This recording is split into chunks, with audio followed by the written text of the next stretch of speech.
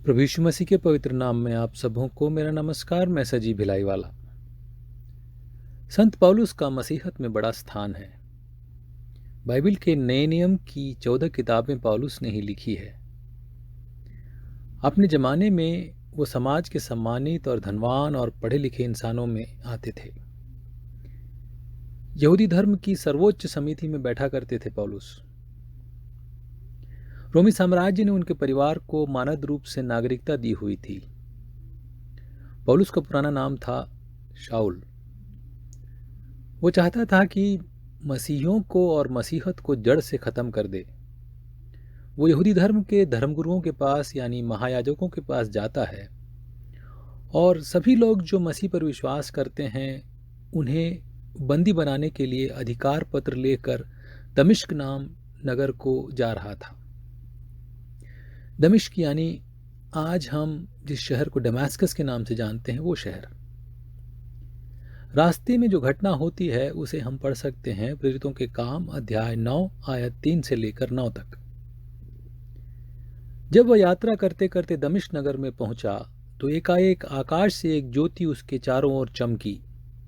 वह भूमि पर गिर पड़ा और उसने एक आवाज सुनी। कोई उससे कह रहा था, शाऊल शाऊल, तू मुझे क्यों सता रहा है? उसने कहा, प्रभु आप कौन हैं? उसे उत्तर मिला, मैं यीशु हूं जिसे तू सता रहा है। उठ और नगर में जा, तुझे जो करना है वह तुझे बताया जाएगा। उसके साथ यात्रा करने वाले अवाक रह गए, क्योंकि उन्होंने आवाज तो सुनी पर देखा किसी को नहीं। शाऊल भूमि से उठा। उसकी आंखें खुली थी किंतु वह कुछ नहीं देख सका। इसलिए वे उसका हाथ पकड़कर उसे दमिश्क नगर ले गए। वह 3 दिनों तक अंधा रहा और उसने कुछ खाया पिया नहीं। इसके बाद शाऊल का बपतिस्मा होता है और वह प्रभु यीशु के चेलों में शामिल हो जाता है। वो कई जगहों पर प्रचार के लिए घूमता है और कई बार सताया भी जाता है। प्रभु यीशु मसीह के 12 शिष्यों को प्रेरित कहा गया था। ये 12 यीशु के साथ थे। पौलुस को भी प्रेरित कहा गया, हालांकि उसने यीशु को जीते जी कभी नहीं देखा था। आगे बढ़ते हैं। पौलुस की सेवा के आखिरी दिनों के बारे में एक आयत पढ़ेंगे। प्रेरितों के काम अध्याय 20 आयत 22। अब मैं आत्मा की प्रेरणा से विवश होकर यरूशलेम जा रहा हूं। वहां मुझ पर क्या बीतेगी मैं यह नहीं जानता। इन 2 वाक्यों में जो अंतर है उस पर मनन करना चाहूंगा आज।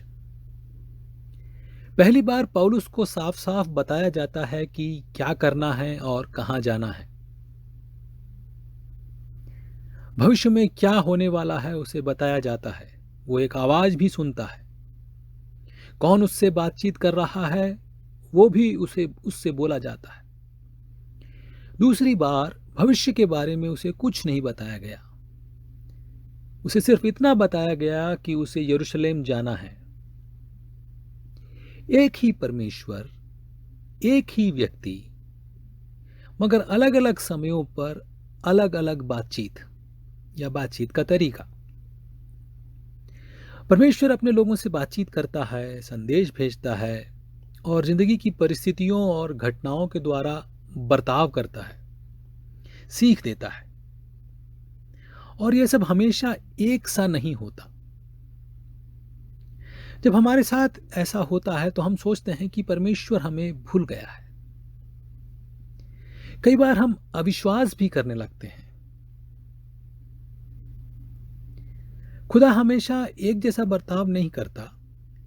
इसके कई कारण हो सकते हैं।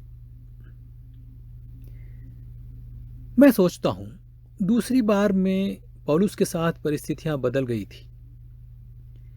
पहली बार पौलुस जवान था, नया था, विश्वासी भी नहीं था। दूसरी बार में पौलुस एक वरिष्ठ विश्वासी और प्रेरित था। कई बरस बीत गए थे पहली घटना के बाद। वक्त के साथ हम विश्वास में दृढ़ हो जाएं और ज्यादा भरोसा करें परमेश्वर पर। वक्त के साथ हम और ज्यादा परिपक्व हो जाएं। परमेश्वर हमसे ये चाहता है। अगर आप भी ऐसी हालत से होकर गुजर रहे हैं तो परमेश्वर आपको विश्वास में दृढ़ देखना चाहता है। वो आपको और परिपक्व देखना चाहता है। आमीन।